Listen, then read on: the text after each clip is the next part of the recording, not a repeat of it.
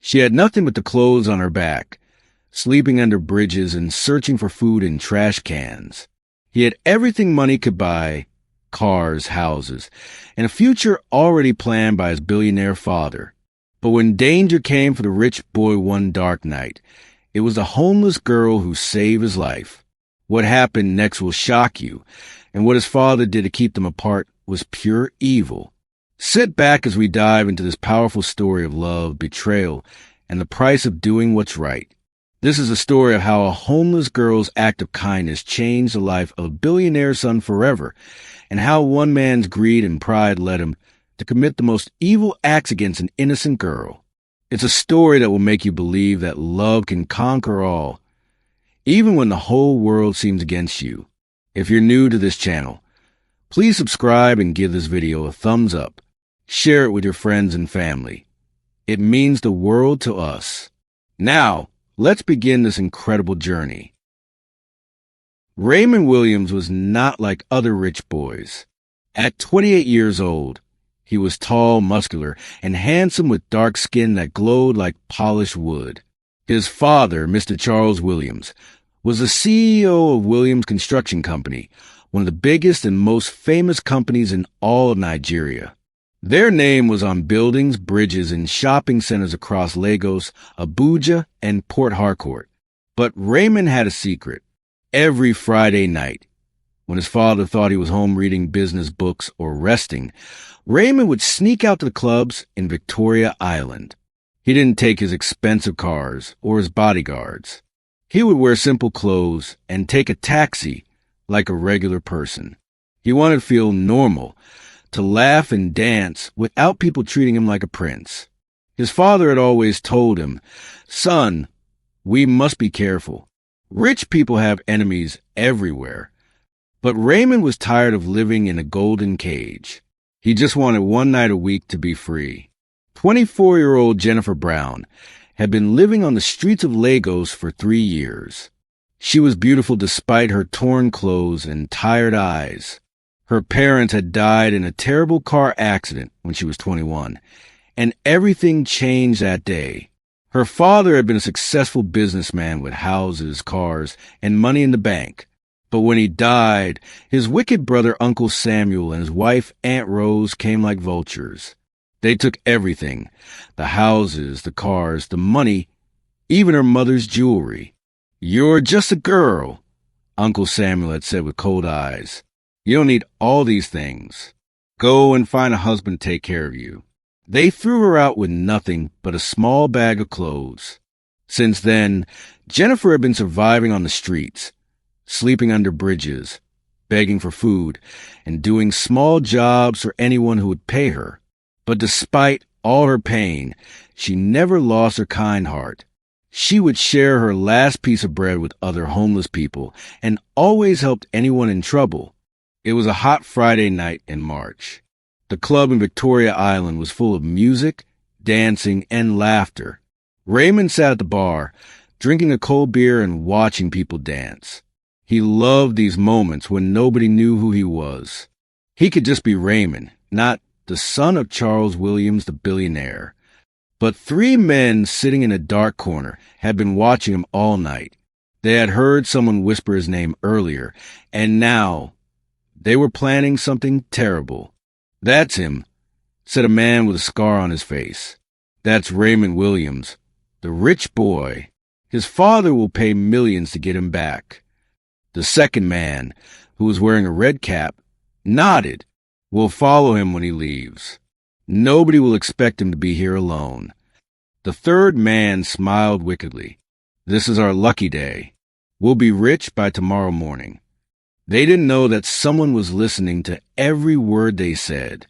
Jennifer had been walking past the club, looking for a safe place to sleep for the night. She was tired and hungry, but she had learned to stay alert. The streets taught you to listen carefully if you want to survive. As she passed near the club-side window, she heard voices talking about kidnapping and ransom money. Her heart started beating fast. She pressed her ear close to the wall and heard them mention the name Raymond Williams, and saw them pointing at a young man sitting at the bar. Jennifer had heard that name before. Everyone in Lagos knew about the Williams family. They were one of the richest families in Nigeria. But this young man looked so normal, so peaceful. He had no idea that 3 dangerous men were planning to hurt him. Jennifer's conscience wouldn't let her walk away. Her parents had taught her to always help people in danger, even if it meant risking her own safety. Jennifer took a deep breath and walked into the club. The security guard at the door looked at her torn dress and old slippers with disgust. "Hey, where do you think you're going?" he asked rudely. "This place is not for people like you." Jennifer's face burned with shame, but she stood strong. "Please, I need to warn someone inside. There's going to be trouble." The security guard laughed. "Warn someone? About what? Go away before I call the police." But Jennifer couldn't give up. She saw Raymond getting up from his chair, preparing to leave. The 3 men were also standing up, following him. Time was running out. "Please," she begged the security guard, "just let me speak to that man in the white shirt. It's a matter of life and death." Something in her voice made the guard pause. Maybe it was a fear in her eyes, or maybe it was the way she spoke with such urgency. "You have 2 minutes, he said. "Then you're out of here." Jennifer rushed to the crowded club, pushing past dancing couples and groups of friends. Raymond was walking toward the exit, and the 3 men were not far behind him. "Excuse me, excuse me," she called out, but the music was too loud. She had to do something fast. Just as Raymond reached for the door handle, Jennifer grabbed his arm. Raymond turned around, surprised to see a young woman in torn clothes holding his arm. "What's wrong?" he asked, looking into her frightened eyes. "Don't go outside," Jennifer said quickly. "There are 3 men following you. They want to kidnap you for money. I heard them talking about it." Raymond looked confused. "What men? I don't understand." Jennifer pointed toward the 3 men who were now standing by the door, pretending to talk to each other, but clearly waiting for Raymond to come out. "Those men, they know who you are. They're planning to hurt you." Raymond looked at the men, then back at Jennifer. Something in her voice told him she was telling the truth. "What should I do?" Raymond asked, his heart starting to beat faster. He had never been in real danger before. Jennifer thought quickly. "Is there a back door?" she asked. Raymond nodded. "Yes, through the kitchen." Jennifer looked around. The 3 men were still watching the main door, but they hadn't noticed her talking to Raymond yet. "Go to the bathroom," Jennifer whispered. "Wait there for 5 minutes, then go through the kitchen and out the back door. I'll distract them." Raymond stared at her. "But what about you? If they're dangerous, they might hurt you." Jennifer smiled sadly. "I'm just a homeless girl. Nobody will miss me. But you have a family who loves you. Go." Before Raymond could argue, Jennifer walked straight toward the 3 men. "Excuse me," she said loudly. "Are you looking for someone? I saw a man in a white shirt go outside a few minutes ago." The men looked at her with suspicion, but they took the bait and rushed outside to look for Raymond. Raymond did exactly what Jennifer told him. He went to the bathroom, waited, then escaped through the kitchen. His hands were shaking as he called a taxi from the back alley of the club. All the way home, he kept thinking about the girl who had saved his life. She was homeless, hungry, and had nothing to gain from helping him. In fact, she had put herself in danger to save a stranger. Why would she do that? He wondered. Who is she? By the time he reached his father's mansion in Lekki, Raymond couldn't stop thinking about her kind eyes and brave heart. He had met many people in his life, business partners, family friends, girls from rich families, but none of them had ever risked their own safety for him. This homeless girl had shown him something he had never seen before. Pure, selfless love. That night, Raymond couldn't sleep. He kept thinking about her words. Nobody will miss me. It broke his heart to think that someone so good could feel so worthless. The next morning, Raymond couldn't eat his breakfast. His mind was still on the brave girl from the club. "Son, you look tired." His father, Charles, said, looking up from his newspaper. "Did you stay up late reading?" Raymond nodded, not wanting to lie completely. "Something like that, Dad." Charles smiled proudly. "Good. Hard work and studying are what built this family's wealth. Keep it up." But Raymond wasn't thinking about work or money. As soon as his father left for the office, Raymond drove back to Victoria Island. He parked near the club and started walking around the area, looking for the girl who had saved his life. He asked street vendors, security guards, and taxi drivers, but nobody had seen her. "She's probably somewhere safe," he told himself, but deep in his heart, he was worried. What if those men had found her? What if they had hurt her because she helped them escape? Jennifer had spent the night hiding under a bridge near the Lagos Lagoon after helping Raymond escape. She had run as fast as she could, afraid that the angry men might come looking for her. She was hungry and cold, but she was happy. She had done the right thing. She had saved an innocent person from danger, just like her parents had taught her.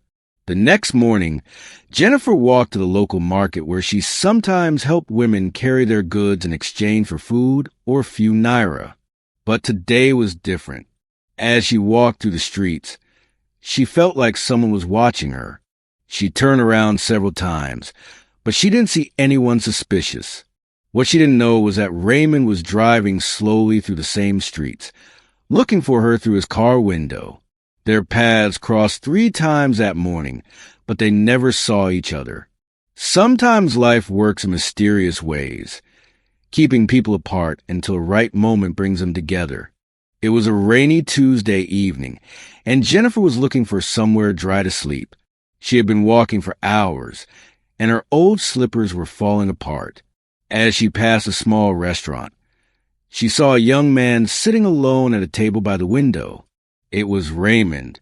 He looked sad and deep in thought. Jennifer's first instinct was to keep walking, but something made her stop. Raymond looked up and saw her standing in the rain outside the window. Their eyes met, and both of them smiled at the same time. Raymond jumped up from his chair and ran outside. "It's you," he said happily. "I've been looking for you everywhere." Jennifer was surprised. "Looking for me? Why?" Raymond's face became serious. "To thank you. You saved my life that night. I don't even know your name." Jennifer looked down at her wet clothes and felt ashamed. "My name is Jennifer, and you don't need to thank me. I just did what anyone would do." "Please come inside," Raymond said, pointing to the restaurant. "You're getting soaked in the rain." Jennifer shook her head. "I can't. Look at me. They won't let me in." Raymond looked at her torn dress and old slippers, but all he saw was the kind heart that had saved his life. "Then I'll come out here with you," he said, stepping into the rain. Jennifer couldn't believe it. This rich, handsome man was willing to stand in the rain just to talk to her. "Please don't," she said. "You'll get sick." "I'm fine." But Raymond was already getting wet. "I want to hear your story," he said. "I want to know about the brave woman who risked her life for a stranger." So there they stood in the rain outside a small restaurant, talking like old friends. Raymond told her about his lonely life as a rich man's son, and Jennifer told him about losing her parents and living on the streets. Neither of them had ever felt so understood by another person. From that day on, Raymond started visiting Jennifer regularly. He would find her in different places around the city, sometimes by the market, sometimes near the lagoon, sometimes sleeping under a bridge.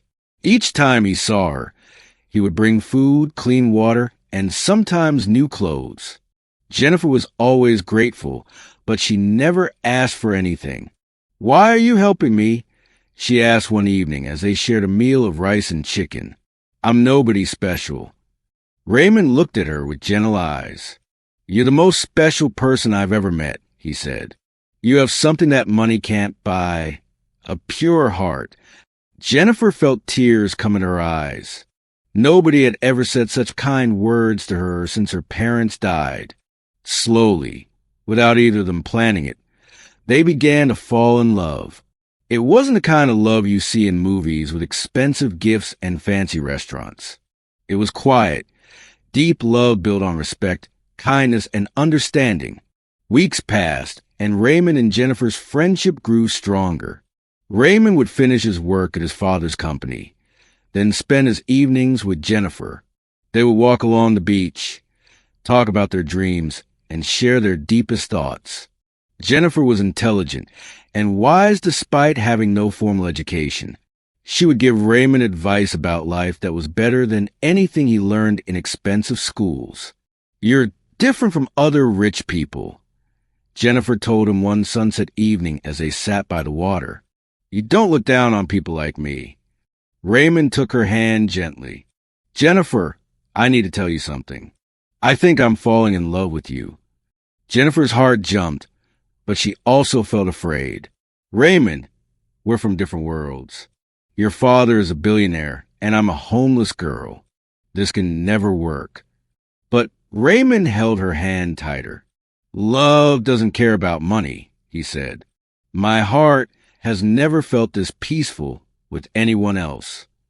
Raymond knew he couldn't tell his father about Jennifer yet. Charles Williams had very strict ideas about who his son should marry. He had already been talking about arranging a marriage with Senator Michael Thompson's daughter, Patricia. Patricia was 26 years old, educated in London, and came from a powerful political family. On paper, she was perfect for Raymond. But Raymond had met Patricia several times at family gatherings, and he didn't like what he saw. She was rude to servants, proud, and constantly talked about herself. She had also been caught cheating on her previous boyfriends multiple times. The thought of marrying her made Raymond feel sick. Meanwhile, his love for Jennifer grew stronger every day. He had never felt so happy, so complete, so at peace with another person. But he knew he had to be careful. If his father found out about Jennifer, there would be serious trouble. Raymond decided to help Jennifer in a bigger way. He rented a small, clean apartment for her in a quiet part of Lagos. It wasn't fancy, but it had running water, electricity, and a comfortable bed. Jennifer cried when she saw it. "I can't accept this," she said. "It's too much." But Raymond insisted. "Please, Jennifer, I can't bear the thought of you sleeping on the streets when I have the power to help you." Jennifer moved into the small apartment, and for the first time in 3 years, she had a safe place to call home. Raymond would visit her every evening after work.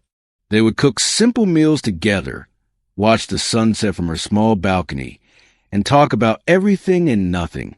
These were the happiest days of both their lives. They were falling deeper in love, but they both knew their happiness was fragile. In a world that judged people by their bank accounts and family names, their love was seen as impossible. What Raymond didn't know was that people were starting to notice his daily disappearances.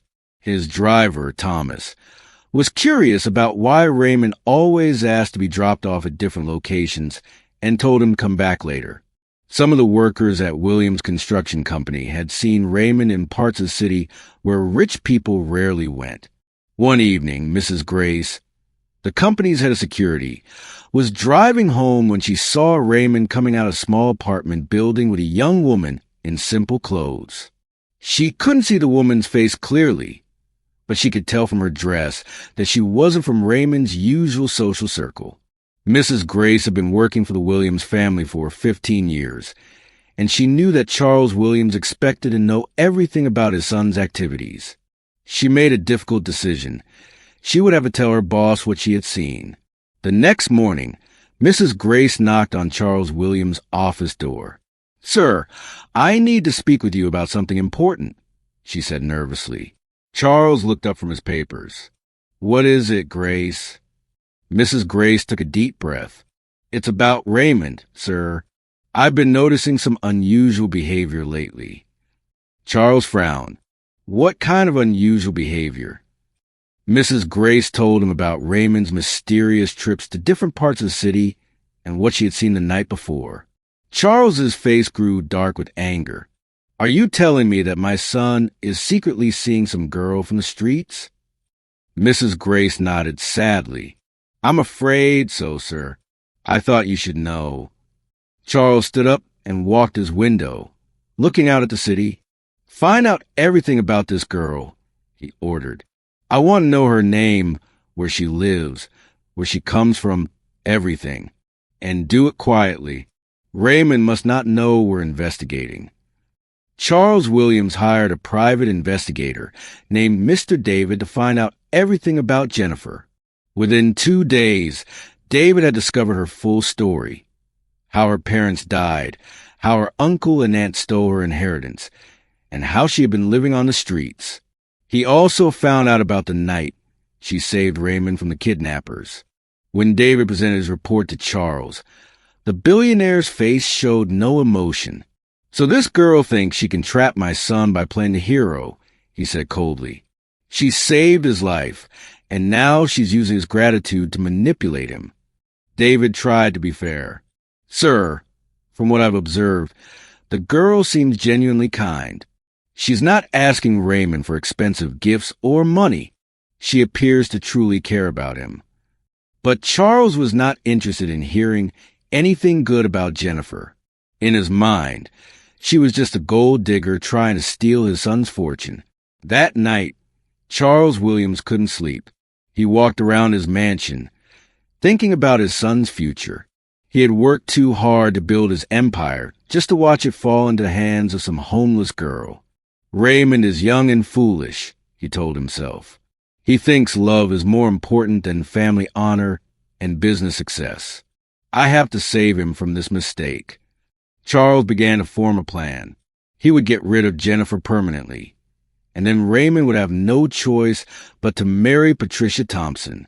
The marriage would unite two powerful families and make Charles even richer and more influential. That girl has to disappear, he decided. But it has to look like an accident or like she left on her own. Raymond must never know I was involved. Charles picked up his phone and made a call to some people who did dirty work for money. I have a job for you, he said quietly, and I'm willing to pay very well for it. The men Charles hired were professionals at making people disappear. Their leader, a man called Snake, had been doing this kind of work for 20 years. We'll watch the girl for a few days, Snake told Charles. We'll learn her routine, find out when she's alone, and then we'll take her. Where do you want us to put her? Charles had already thought about this. He owned a small warehouse in a remote area outside Lagos. It was far from the city, with no neighbors and no regular visitors. Take her there, he said, handing Snake a key. Keep her locked up until my son gets married. After that, you can do whatever you want with her. Snake smiled wickedly. Don't worry, sir. She'll disappear completely. Your son will never see her again. On a beautiful Saturday morning, Raymond and Jennifer decided to spend the whole day together. They went to the beach, walked through the market, and bought fresh fish for dinner. Jennifer was happier than she had ever been. She felt like a real person again, not just a homeless girl surviving on the streets. Raymond, she said as they cooked dinner together in her small kitchen, I want you to know something. These past few months with you have been the best time of my entire life. Even if this all ends tomorrow, I'll never forget how you made me feel like I mattered. Raymond hugged her tight. This won't end, Jennifer. I promise you that. I'm going to find a way for us to be together forever. They ate dinner by candlelight, laughed, and made plans for their future. Neither of them knew that dangerous men were watching the apartment building, waiting for the right moment to strike. The next morning, Raymond had to attend an important business meeting with his father. I'll be back this evening, he told Jennifer as he kissed her goodbye. Wait for me. Jennifer smiled and waved from her apartment window as he drove away. She decided to use the day to clean the apartment and maybe buy some groceries from a nearby market. At around 2 p.m., Jennifer heard a knock on her door. "Who is it?" she called out. "Delivery service," a man's voice replied. "I have a package for Jennifer Brown." Jennifer was confused because she wasn't expecting any packages, but she opened the door to see what it was about. As soon as she opened the door, 3 men pushed their way into her apartment. One of them covered her mouth with a cloth that smelled strange, and within seconds, Jennifer felt dizzy and collapsed to the floor. The last thing she remembered was being carried out of her apartment by strong arms. When Raymond returned to Jennifer's apartment that evening, he found the door wide open and signs of a struggle inside. Chairs were overturned, Jennifer's personal belongings were scattered on the floor, and she was nowhere to be found. Raymond's heart started racing with fear. "Jennifer, Jennifer," he called out, but there was no answer. Raymond searched the entire building, asking neighbors if they had seen anything unusual. An old woman on the second floor said she had heard some noise around 2 p.m., but thought it was just people moving furniture. "I saw 3 men carrying a large bag down the stairs," she remembered, "but I didn't think anything of it." Raymond felt sick to his stomach. He knew Jennifer had been kidnapped, but he had no idea who would do such a thing or why. He called the police immediately and reported her missing. When Raymond came home that night, he was devastated and crying. Charles Williams found his son sitting in the living room with his head in his hands. "What's wrong, son?" Charles asked, pretending to be concerned. Raymond looked up with tears in his eyes. "Dad, the woman I love has been kidnapped. Someone took her from her apartment, and I don't know where she is." Charles felt a moment of guilt seeing his son's pain, but he quickly pushed it away. "Son, maybe this is a sign that you should focus on more important things. I've been meaning to talk to you about Patricia Thompson. Senator Thompson is interested in arranging a marriage between you and his daughter." Raymond looked at his father with anger. "Dad, how can you talk about marriage when the woman I love is in danger? I have to find Jennifer." Charles put his hand on Raymond's shoulder. "Son, sometimes God removes people from our lives to protect us from making mistakes. Maybe it's time to move on." Jennifer woke up in a dark, cold room with her hands tied behind her back. Her head was pounding, and she could barely see anything in the darkness. She was lying on a concrete floor, and she could hear rats running around. The air smelled musty and old. "Help! Help me!" she screamed, but her voice just echoed off the walls. After a few minutes, she heard footsteps and a door opened. Light flooded in, and she saw a snake standing in the doorway. "You're awake," he said with a cruel smile. "Good. I was starting to think we gave you too much of that sleeping medicine." Jennifer tried to stand up, but her legs were too weak.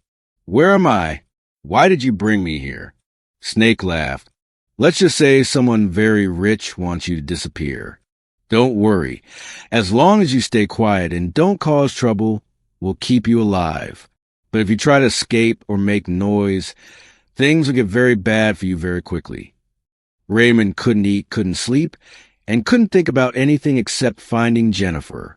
He hired his own private investigators and offered a huge reward for any information about her disappearance. He put up posters with her picture all over Lagos, asking anyone who had seen her to contact him immediately. But after 2 weeks of searching, Raymond still had no leads. The police told him that people disappeared in Lagos every day, and most of them were never found. "Maybe she left the city?" one police officer suggested. "Maybe she got scared and ran away." But Raymond knew Jennifer would never leave without telling him. Something terrible had happened to her, and he was determined to find out what.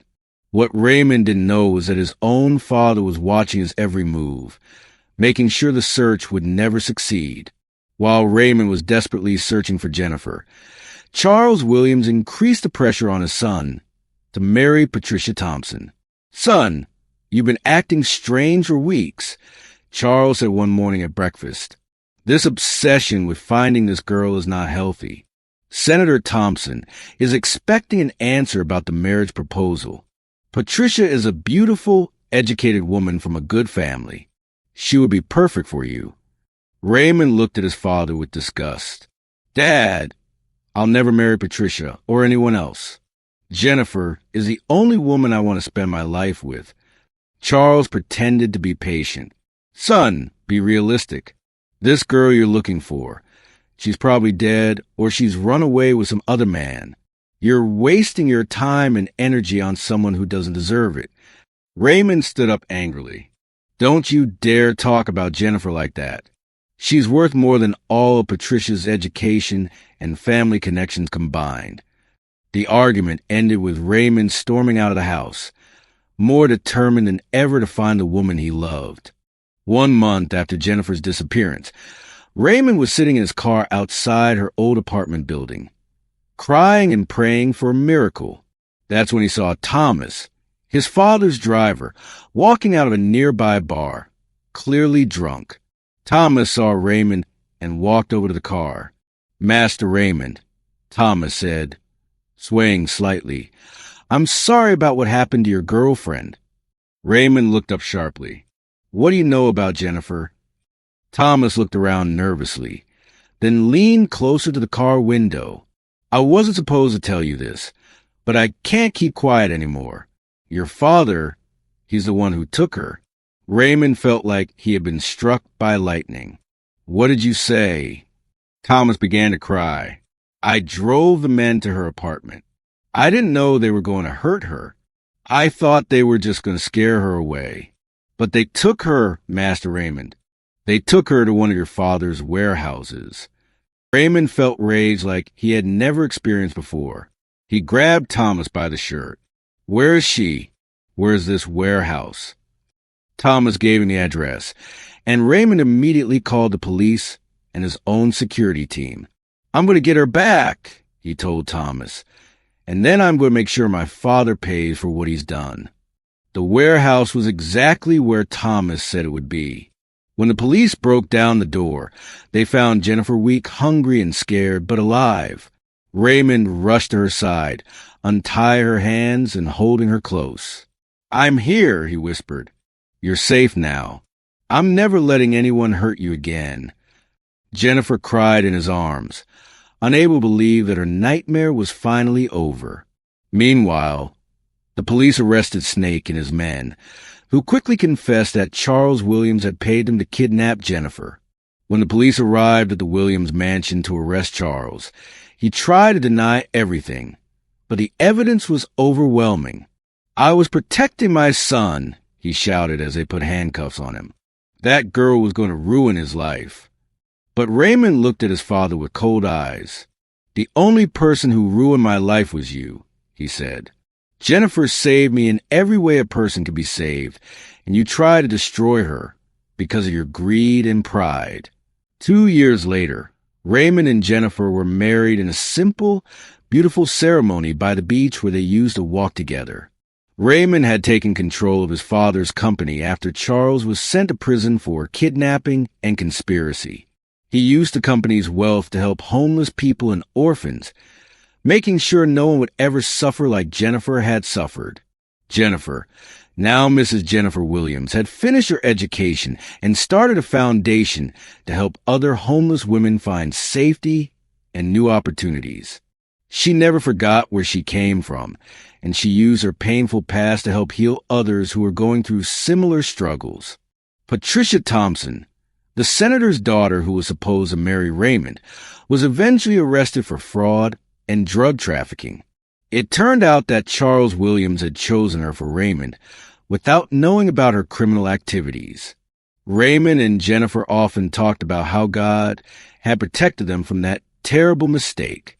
Charles Williams spent 5 years in prison, and when he was released, he was a changed man. He came to Raymond and Jennifer's house one day to apologize. I was wrong, he said with tears in his eyes. I let greed and pride blind me to the truth. Jennifer, You are the best thing that ever happened to my son, and I'm sorry for the pain I caused you. Jennifer, with her forgiving heart, embraced her father-in-law and welcomed him back into their family. Thank you so much for joining me on this incredible journey of love, betrayal, and redemption. Jennifer and Raymond's story reminds us that true love sees beyond the surface, and that kindness is the most powerful force in the world. What did you learn from this story? Have you ever helped a stranger without expecting anything in return? Have you ever been judged unfairly because of your appearance or background? Share your thoughts and experiences in the comments below. Your story might inspire someone else who needs hope today. If this story touched your heart, please hit that like button and share it with your friends and family. You never know who might need to hear this message of hope and love today. And don't forget to subscribe to our channel and ring that notification bell so you'll be the first to know when we upload our next inspiring story. There's another powerful story coming your way very soon, one that will make you laugh, cry, and believe in the power of second chances. Until then, remember to be kind to everyone you meet, because kindness can change the world one heart at a time. God bless you all, and I'll see you in the next story.